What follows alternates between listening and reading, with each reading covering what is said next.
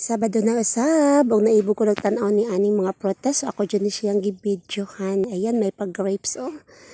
Wow! Adunay seriguelas ang tawag ani sa among ano. So makahinumdum jud ko sa lugar sa kon lolo no nga. Daghan kay punuan sa seriguelas ug mga kat dahil mi didto. Kauban ang ako ang mga igsoon may agaw. Ayay, nalapoy paho. Paho ang tawag ala sa among ano, paho. Yang uban Indian or mangga. Sus kalami na mga taon sa panahon pa na akong kabataan pa ko. Sus, ang akong ngipon, di mo surrender ni ana. Kalami kayo, wow, pamangga real. Munay real nga mangga, no? So 140 daw ang kilo ni ana. Wow, may pa-orange. Wala ka mahal sa orange, no? 3, 4, 50 pesos.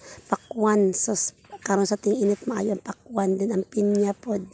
Sus, dili jud ko ani malimot jud lami jud kayo ng mga putasa no mapunit ra sa mo